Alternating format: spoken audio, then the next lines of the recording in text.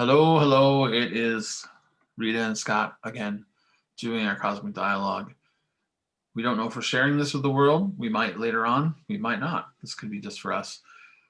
The question today and the Cosmic Dialogue we came up with was finding or how we found the ultimate untouchable life hacks for ourselves in these last 4 years.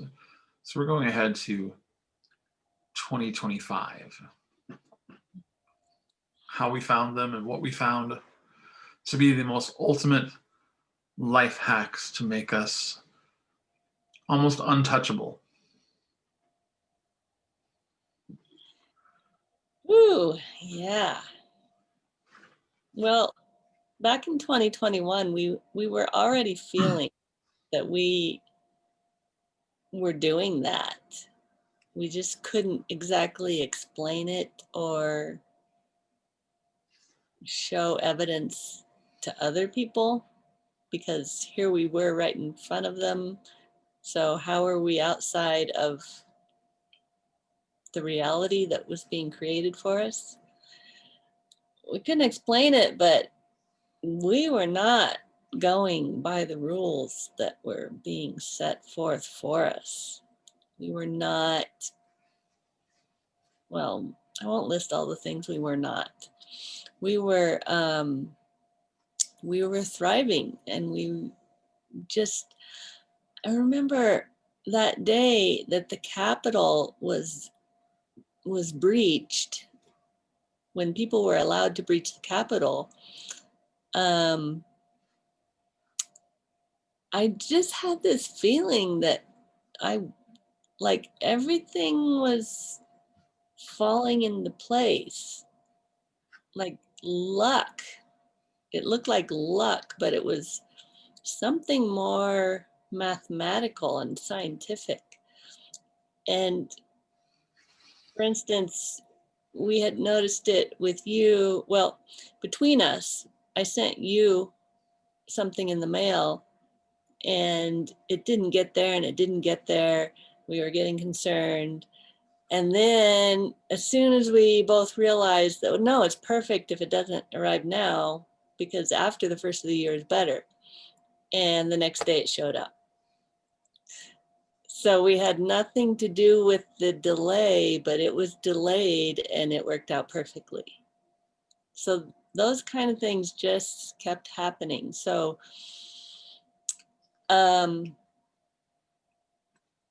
yeah, what did you notice in there once it really became conscious that, oh, this is happening, so it must be a good thing, that feeling? Well, I remember you talk about the day when the Capitol was breached, the United States Capitol. And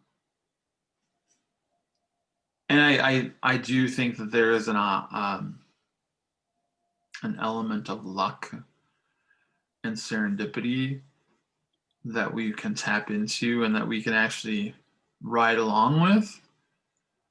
And so when everything started happening, chaos and the unfolding of maniacal business and plans and injection of words into the language and narrative, we really found ways to climb onto that in a way that would actually just throw their power out the window. I see a surfer right now. Yeah, it was just like surfing on the wave, on top of it, just getting on top of it, surfing it, letting it be your energy so that you can actually thrive, and allowing it to be a thrill ride or a circus ride underneath you, knowing what it was.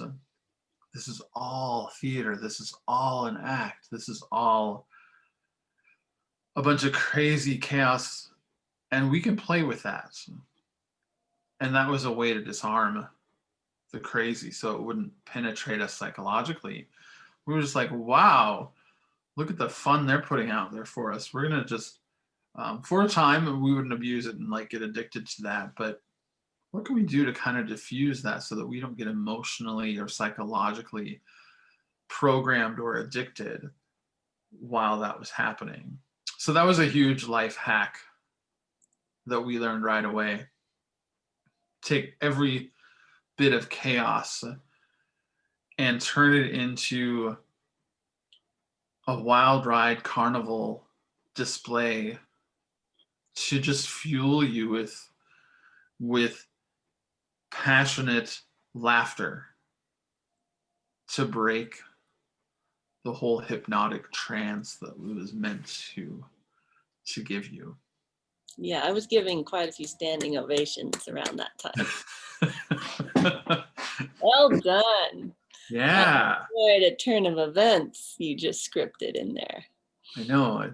I'd go and see that at a theater if you just let me go to one. So it was one of those kind of deals. Yeah. So yeah, that was one of the biggest ones right away. Hmm. Yeah, and that just changes your nervous system completely. And it takes you out. Talk about a life hack. It takes you out of being the energy source to those things that are created for the purpose of sucking our energy, keeping us glued and not in our creativity and productivity. Because that was one of the things that was being targeted was individual independent producers. Take away that, you create more dependency. Yeah, we're not going to do that. So it was just a matter of deciding to not be, to not take all of the bait, any of the bait. Yeah, we recognized right away all the forms of bait Mm. that were there, and we started. It was almost like we needed a little stamp. We could like dip it in the ink, bait, ink, bait, ink, bait. It was almost like we could do that for so many things that we saw in our environment, or things that we got in the mail, or um, checks we got in the mail. You know what happens when you don't take the bait? You become a big fish. Yes, So here we are and as the big fish. big fish. I think we're big fish, but we actually are different because we're not eating little fish. Yes. So I think that one of the things they also want people to kind of like step into this big fish if they see the success, and then they can turn us into employees, agents.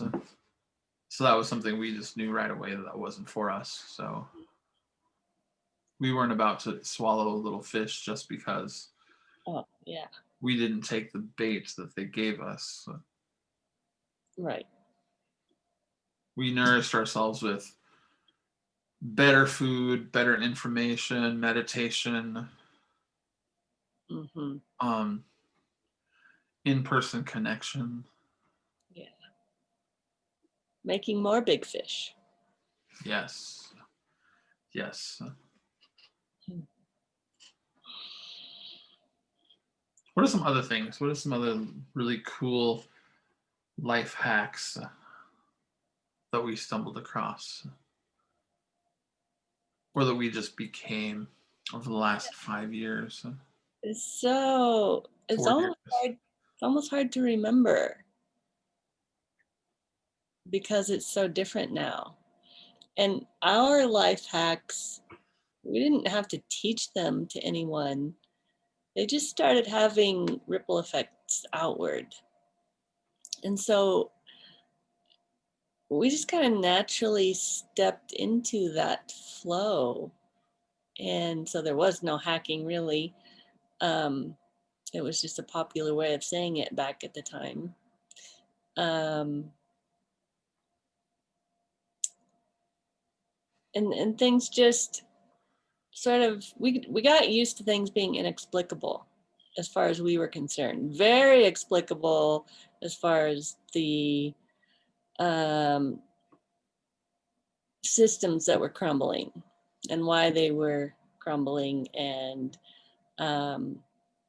how people had believed them so fervently, believed the stories of them so fervently. So we just really started looking at stories and how important they are. And that's something we've known for a long time as humanity, that storytelling is very important. And it just became part of our doing as well, just loving truthful stories. And kind of different stories, the ones that weren't a battle cry.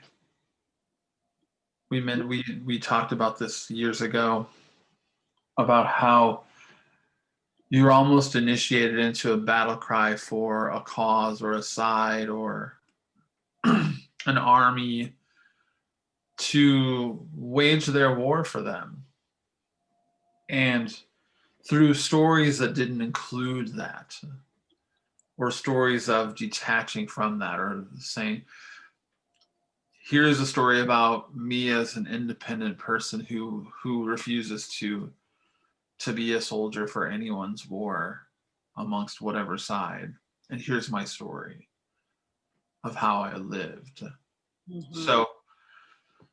So when we actually like had conversations like that where we actually shared stories outside of those systems and outsides of those drum beats, people could actually share and discuss whatever they wanted to with us because we weren't as threatening.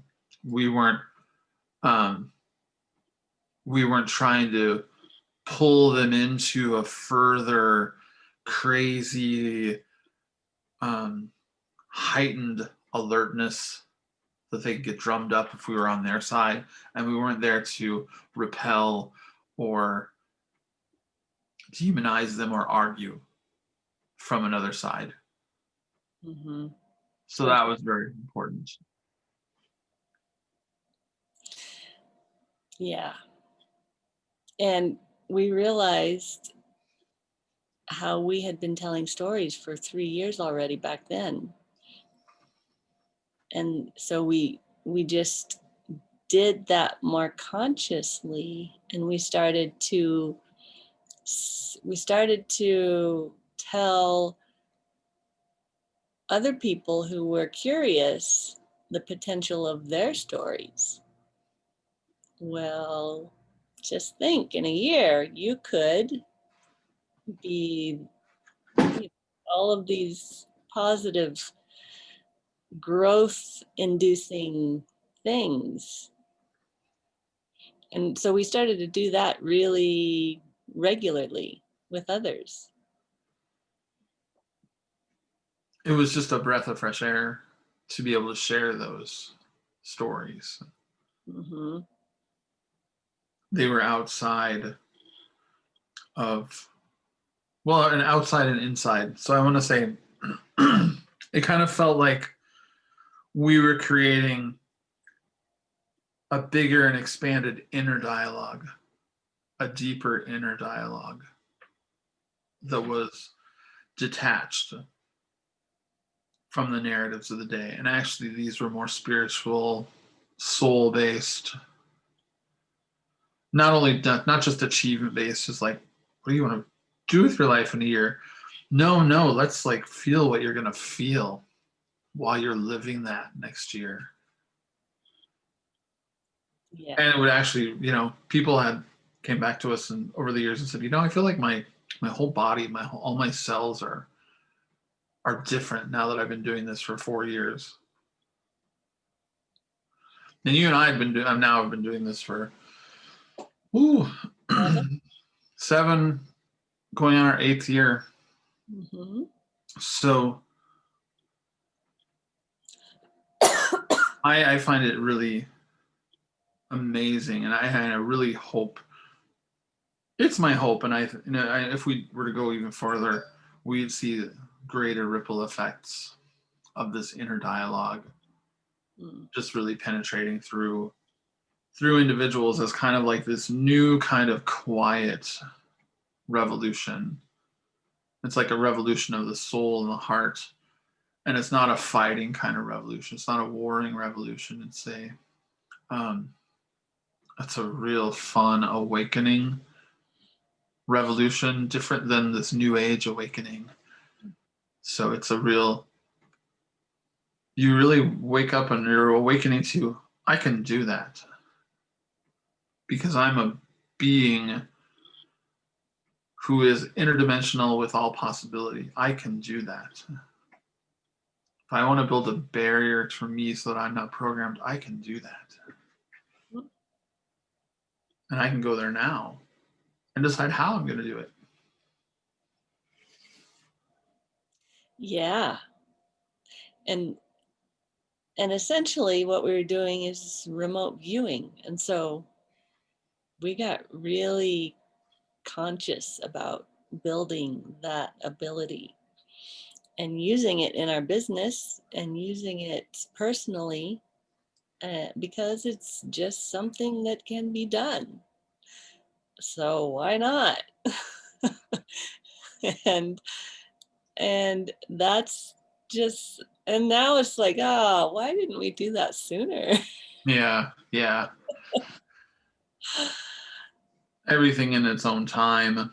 Yeah. Like when we talked about how you mailed me an item and I was like, oh, once we let go of the time frame and we realized, oh, maybe it was better, then it just would unlock again. So why didn't we do that sooner? Well, then we thought about it. We can do it now. Yeah. Because And that's, then it all unlocks. So. yeah. And then it's almost like the past changes too.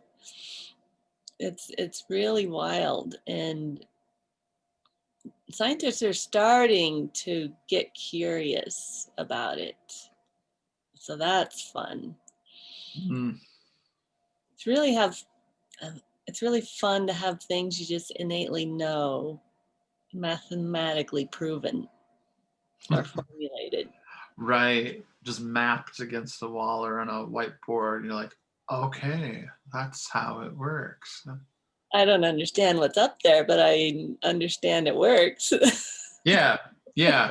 I almost can just because I like start to like put my mind in that quantum space, Mm-hmm. but then I just have trust. I was like, ooh, Yeah. what you're saying is true. So, and then I just take away, okay, what he's saying is true. And then I realize it. Okay. Yeah. And that's sort of how things have progressed, is that, okay, if we can remote view, if what we're saying is true, then that means that we can apply that in this different way. Or I can't think of what jumped off from remote viewing right now, but because there's been so many things since then. Whew. Remote viewing, remote travel, Yeah. the ability to travel somewhere remotely before even going there as Mm-hmm. a way to either choose or eliminate. Um, and we were dabbling with that long, long, long ago. And also that remote viewing gave us a chance to like gain new skills where we could actually download all of the gifts and the learning.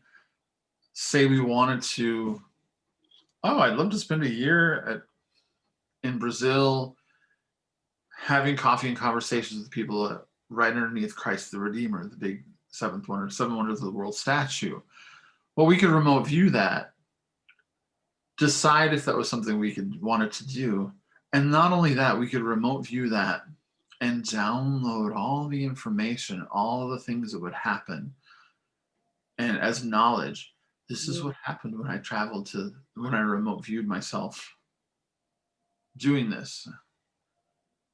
And so we could actually travel there and I get that experience as a download in advance. And then Scott just started speaking Portuguese. It wasn't too much of a leap. I knew Spanish moderately. Yeah, then I just started speaking Portuguese, and what happens if you really do? You act as if you've been there because your soul has been there, and Yeah, there was that. Now I remember. And we realized that we could remote travel into the spirit world. We didn't have to wait until we were asleep. We could just go have those experiences in our spirit and consciously make all of those friends that we had been making in our sleep and maybe not remembering, and preparing our homes in the spirit world. And all of this affected the condition of our souls.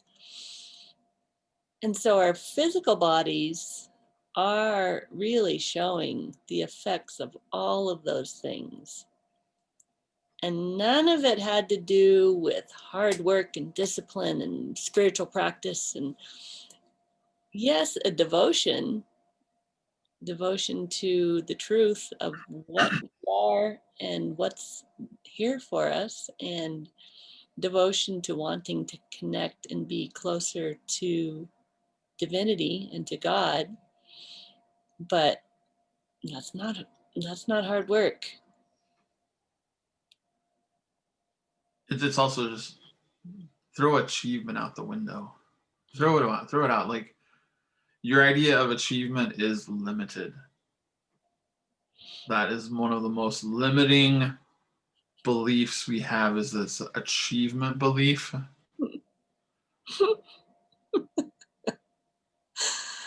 Uh, I mean, that was a major hack to realize, and just share with others. People would be like, "What are you talking about?" So, I've wanted to do this my whole life. Yeah. Well, well, yeah, and so it was how we were just attached to, because achievement just helped us become attached to a feeling of anticipation rather than a feeling of totally feeding and feeling all the love that can come into your soul and into your body. Once we could actually feel all the love for God, the universe, creator, and let that just penetrate our cells, our very being, and we kind of like elevated our soul's condition.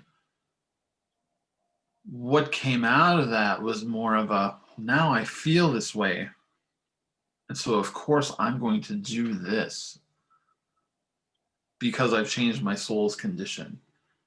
And it's like, beforehand, this achievement was not a celebration. It didn't come out of celebration, it came out of lack. I don't have this, and I wish I had this, and so I'm going to actually wish and wish. But now when we act, it comes out of this elevated, fed spirit, soul, that it just pours out because we have this. yeah, I know I have this, therefore I'm going to be it. Right. So I have all of God's love in me. Therefore, this is what I'm doing, out of celebration, out of gratitude, out of joy. And that can change. And I don't have to achieve it. I just do it. Yeah. So that was another big hack. Let your spirit and your soul's condition be fed, and that's another part, way to be a big fish, I guess. Your soul's got to grow. Mm-hmm. And another thing from back then, what we realized was that these words were being put into the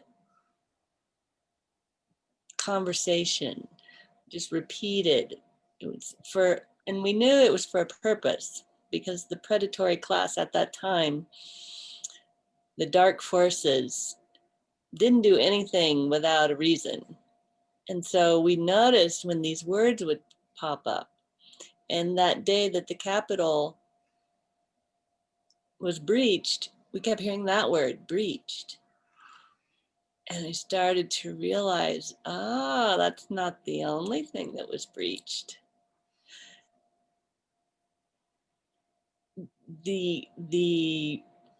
I could just feel lightness coming through the cracks of things being broken. of I felt like those people moving into that space, supposed hallowed and sacred space of democracy, were representative of more of God's love breaching into this world of darkness as it was. And so we started noticing those words and feeling joy because of the real meaning, the other meaning that we could go with. And boy, was that a hack out of what they were trying to mesmerize us with. Right. So what did insurrection, what did that word bring about? That word, What was that? with its strength, it was almost like, for me, like being a tennis player. I still play tennis, so I'm getting better and better year by year.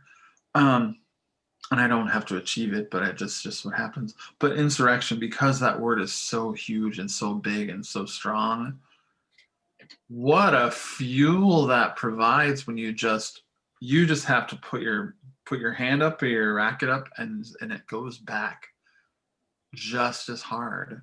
So it's like, bring this heated, strong word right to me, and I will give you an angel that will show you what insurrection and the penetrative insurrection of the soul can do. Because it is an uprising.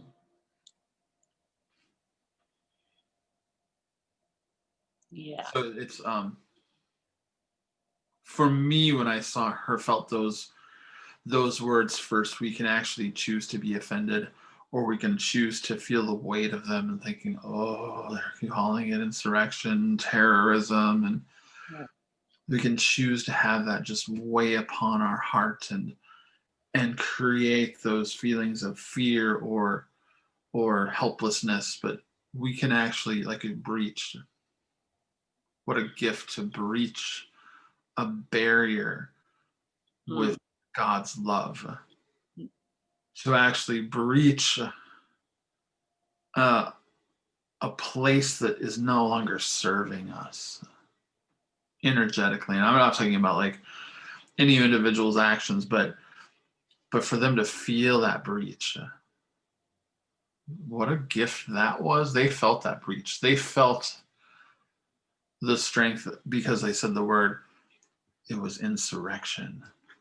I mean, if you're going to let people feel insurrection, then there is now you've opened a possibility and a door for people like us who have built up our souls to actually feel what angelic insurrection and new leadership of angelic insurrection feels like.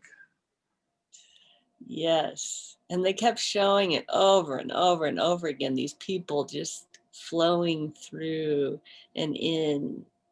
And it just got embedded in psyches everywhere. They had no idea the real programming that was going on. Oh yeah. And loss of life on that realm is horrible. There are lots of questions we still have about that.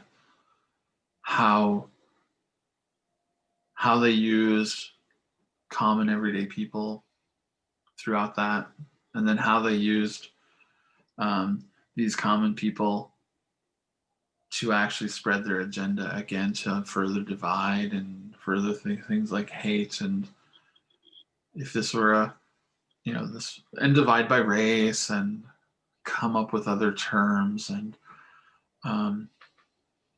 I'm not sure if I was clear in that showing that over and over again made everybody realize, without being conscious of it, the angelic, what did you say? The angelic insurrection, the angelic mutiny that was going on, and just showing it again and again. it was not what they intended. The result of everyone seeing it. Right. And actually there were reports of people like seeing like shadows of angelic beings in the background in that video. I Hmm. remember that flashed on once or twice, and then of course the censored away, so you couldn't see those segments anymore. Um, but then that idea, okay, we're going to use this word, and then if you use this word, yeah, and then like somebody says, "Wait, I saw a spirit out of the corner over here, witnessing that." Um, Yeah, I was like, they said it up in the spirit world. They're saying insurrection. Let's go. All the angels arrive. right, and so um, that was not only breached by people, it was breached in the spirit world, probably even before. Hmm. I will Yeah. say definitely even before this um, created theater of breach Yeah. happened. And then after a while, I mean, it took a long time, but they started to realize that, wait a minute, every time we do stuff, it's kind of backfiring. So they just got more and more nutty to the point where it was like just like swatting flies with their stuff because more and more people were just not buying it. I just got a flash of the nutty professor when you said the word nutty. There were plenty of those. I'm talking to you, Neil Ferguson. Um, Nutty is a good word. It's a really good word. It's it's not attacking. It's not. Um, there are no barbs and stickers in it. It's just it I, says what it is. It's nutty. I heard James Corbett say the nattering nabe bugs. I don't even know what that means, but it sounds like the perfect description. Oh my gosh. And that's a Nat- word they can't use. They could never like reduce themselves to call anyone nutty. Can you imagine the media calling someone nutty? It just it would their vocabulary is too high Mm, to even consider. But yet we play with those words yeah, um, and it penetrates like the humor and that laughter, and it teases you with that joyous little uh, yeah. Just saying, childlike. this is weird. Yeah. It's not condemning. It's just what are you even doing? That's weird. Mhm. Yeah, just like saying, I loved that show and applauding. So it was just it's like, you're sitting in your living room and all of a sudden your companion stands up and applauds the television and said, "That was really great. Can we tune in next time to see what happens?" Mm, And then they go to bed mm, knowing that that's not really real. right. Yeah. And sleep became so good. Hmm. Peaceful and then also very productive, whether Mm, or not some dreams were productive, so many dreams to share. Um, remembering all of them almost. yeah. So Yeah, and that epidemic of sleep deprivation that the world was in back then, that's gone. And just that one thing changes everything.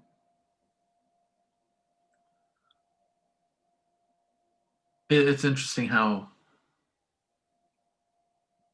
more people like the people were forced into storage and seclusion. and they complained and complained about it. And then once kind of this soul condition hack, if you call it, starts to catch on, people were like, oh, let's make my bedroom where I sleep a total nighttime cave that I can just nestle in. Sanctuary. So, hmm? Sanctuary. A sanctuary. So that was another thing. They already used that tactic. We're going to isolate you. We're going to put you in storage. And, we actually taught people how we managed to like get through this storage time because we'd already done it. You've done it longer ago than I did. Um, that was one of the first things you talked about. You put yourself in storage. And yeah, with the 7 of 9 regeneration pods and things like that. But people started really consciously thinking about storage as a reclaiming. Okay, what happens? How strong can I be in my soul and my spirit if I just allow myself that kind of peaceful storage? Yeah. So that was another hack, peaceful storage, and another reversal of a tactic Yeah. from the shadows. Right. And people started to be more aware of their immune system. Oops. Oops. Be more aware of what they're capable of in every way. Um, be more aware of the pharmaceuticals that they were ingesting for years or decades maybe, and putting into their kids. Be more aware of their food. Yeah, just kind of turned around, totally opposite of what was intended. Because they took it too far, Yeah. that's all. Once they took it a little too far, it was like it's like a table when you stack 5,000 books on one edge of a table, it tips over. And then it's like the whole library is available for you. Like, Mm. oh yeah, they took this too far. And all of a sudden now it's like, yeah, I see this picture and this is why I make my own granola now. This is why I buy my eggs now from somebody down the street who raises her own chickens. I mean, it was always a cool thing to do for, back to the land, New Agers, or people who felt like they could put on a philosophy to do it, to feel like a little more elevated in the world and responsible. But now it was all about, oh, I see what's going on, and my soul is pretty full. Therefore, here's what I'm going to do. Yeah. And it wasn't about being part of a camp. Oh, I'm now an environmentalist. I'm now a vegan. I'm now a this or this. No, it was, my soul's pretty full. Thank you for exposing me to all of this. Yeah. So take all those moments that as learning and gratitude. What a gift that was back in January of 2021 to just be able to step back and go, yes, they're doing this now. This is going to crack it open even further, and more people are going to see it. Right. What difference from the fretting and the worry and the judgment and ugh.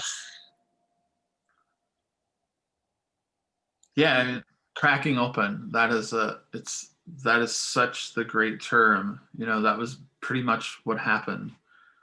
This breach, this crack, and now we see it was just the start of this total exposure. Mm-hmm.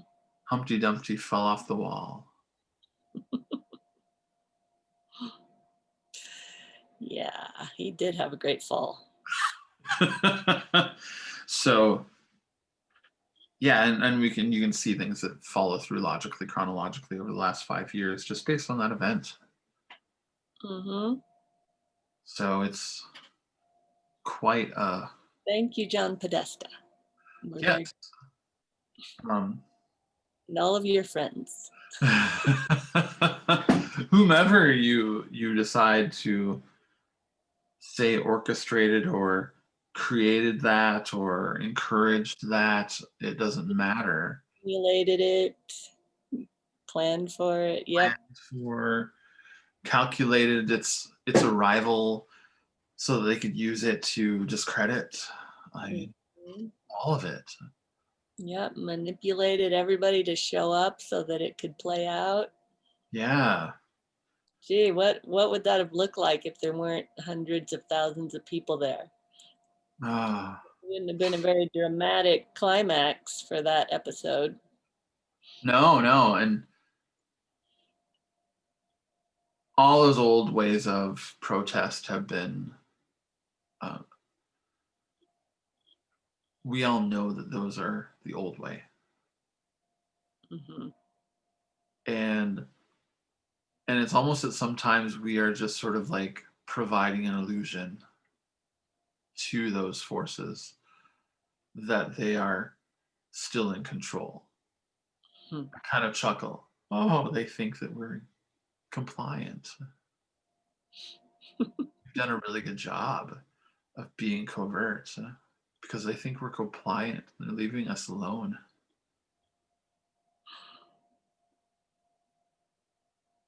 So, so new tactics. We had to come up with those, and I don't even think that they were hard to come up with. No. We were shown the total hand, Yeah. and we were able to just stop feeding that that nutty um, oh, there was an anime called Spirited Away. Mm. You should watch it. Mm. From long ago, Spirited Away, one of the first animes, is about this big glob that would just feed off everyone, and then it would just grunt and groan and want more and want more and want more. And it was like made to look so evil and crazy until this girl came along who wasn't afraid of it Mm. and just pretty much deflated it into this cowering, scared little being that it was. Huh. So that's kind of how we see this. And so we realize that eventually we're going to have to be the ones to caretake a lot of folks Mm. when this totally crumbles in on them completely. Well, we've built up a lot of the, yeah, there's been a Although lot, we'll welcome them with the structure we've already built. So. yeah, there's a lot of cushions have been created for them to fall on. Yeah, there's a lot of grief they're going to go through. Hmm. A lot And a of, lot of examples of people who have chosen to grieve since yeah, those early days. yeah. They were previews of the big grieving that's yet to come. But I think through those first early examples, people actually really did start realizing, oh, we got through this now. Now we don't have to be part of that longer term big grieving Yeah, that we know is going to happen sooner or later. right. So, um, Which was our philosophy from the beginning, which is why we were joyous a lot sooner than most. yeah, it's almost, I have to really think about like the life before all of it. Mm. I have to really reach back to try to remember when when I felt assaulted or offended or um, provoked Yeah. by them. Mm-hmm. Or the need to defend. Right. The need to have a battle cry to go to battle. Mm-hmm. Um, Or self-protect. no, there's just, Just is. it I am is protected. no need. I'm already protected, like you said. Mm-hmm. So I'll leave that to my dreams in that spirit realm because nothing here can hurt me. That's for sleeping Scott to deal with. Sleeping's got to deal with. Nothing in the world can hurt me now. Um, dreams, it's different. So um, we'll have to worry about that realm later. As we keep going, or as my life keeps going, and even throughout my transition into total spiritness, I don't know. Mhm. So, but when I become a total spirit, I'll be like saying, "Oh, I'm so glad I went through that before." Yeah. Yeah. And that's a big lesson of strength too, I guess. And if people did embrace that, we can actually be, our lives could be taken from us as a result of any action from, the predatory class. We have no idea. But if we get to a point where like, oh, okay, I know what my soul's journey is. I'm glad that I actually started doing that Mm-hmm. before Mm-hmm. crossed over, either by my means of like my body decaying or my health or following, great natural means or any other predatory means. I'm glad I've started that. Yeah. It we knew so little back when that breach happened. We knew there was so much more to learn, but and that just keeps you in a humble place. And as you said, we knew that um, the physical world might become really inhospitable for us, and to not be concerned about that, because either way we're going to continue with what we were doing, which was to develop our souls. We don't need our physical bodies to do that. And but to start, when you're in your physical body, you have that extra apparatus to give you clues and a multitude of different kinds of sensory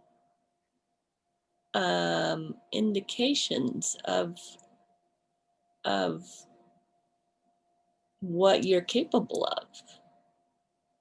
I don't know if I'm articulating that in a way that's really understandable, but yeah, do it now. there's the short point.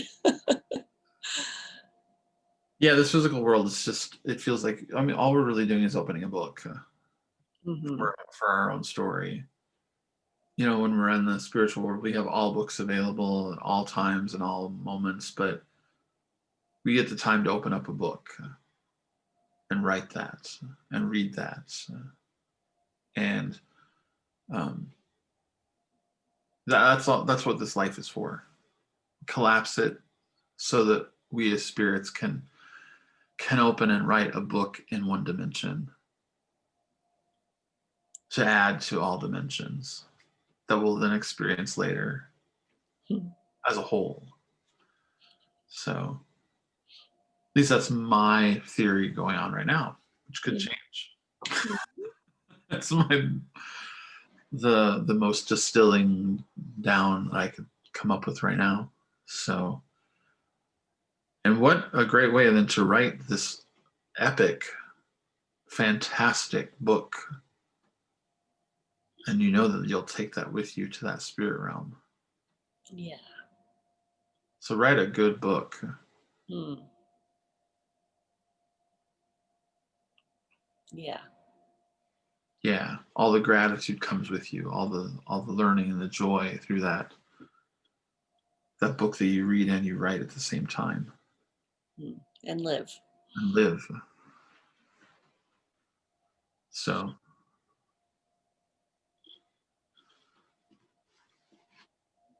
next we'll talk about how we hacked our spirit. Did I froze when I said that? Oh, Yeah. yeah, I said next along Yeah. next along the way we will talk about how we hacked our spirits Yeah. for an even greater experience, Hmm. more untouchable. Oh gosh. There's another long one. Okay. Hmm. And somehow we're doing it already. Yeah, I already just heard the whole thing. Good. You Yeah. downloaded that right away. hmm It's cool. Excellent. Really cool. All right. Okay, thank you. Thank you.